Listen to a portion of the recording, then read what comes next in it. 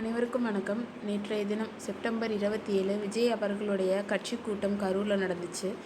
அதுக்கு கூடின கூட்டத்தில் 39 உயிர்கள் போயிருக்கு. நம்ம இதை பற்றி பேசுகிறதுக்கு முன்னாடி நம்ம எல்லோரும் ஒரு 10 செகண்ட்ஸ் அவங்களுக்காக கண்டிப்பாக மௌன அஞ்சலி இருக்கணும். உங்கள் எல்லோரையும் கேட்டுக்கிறேன்.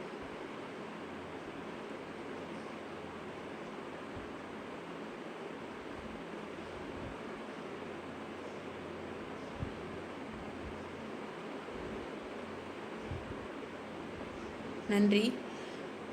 இப்போ இந்த கூட்டத்தோட ஃபோட்டோஸ் பார்த்தீங்கன்னாவே உங்களுக்கு தெரிஞ்சிருக்கும். ரொம்ப குறுகலான இடம். அதில் இவ்வளோ பெரிய கும்பல். அது கூட்ட நெரிசலுக்கான காரணம் எதுவுமே தெரியலை. கண்டிப்பாக அதுக்கான விசாரணைக்கு அப்புறம் தான் தெரியும். கூட்ட நெரிசல் காரணமாக 39 பேர், அதில் 2 வயசு குழந்த, 7 வயசு பையன், இந்த மாதிரி எத்தனையோ உயிர், சின்ன பசங்க உயிர் கூட போயிருக்கு. இது எல்லாமே இந்த மாதிரி விஷயங்களை நம்மளும் நினச்சா கண்டிப்பாக தவிர்க்க முடியும். ஒரு கூட்டம் நடக்குது அப்படின்னா அந்த மாதிரி சின்ன பசங்களையோ, ப்ரெக்னென்ட் லேடிஸையோ, வயசானவங்களோ தயவு செய்து போகாதீங்க. அங்கே இருக்க சிச்சுவேஷன் நமக்கே ஓரளவு தெரியும்.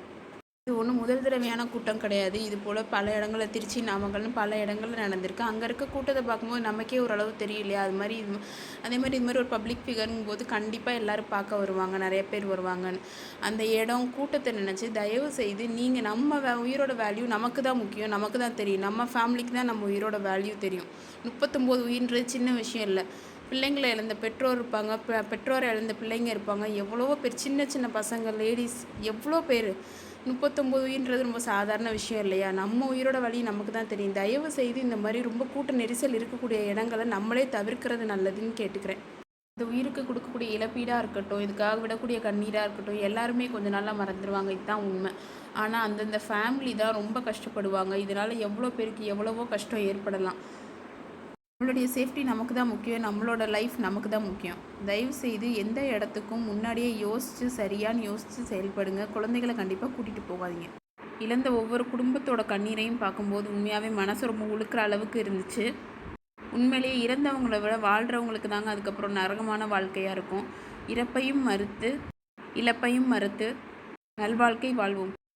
ஒரு முறை தாங்க வாழ்க்கை. லைஃப்ன்றது ரொம்ப ப்ரெஷியஸ். அதில் எவ்வளவோ விஷயம் செய்யலாம். தயவுசெய்து அதை இந்த மாதிரி காரணங்களுக்காக இழந்துடாதீங்க. கவனமாக இருங்க. தேங்க்யூ.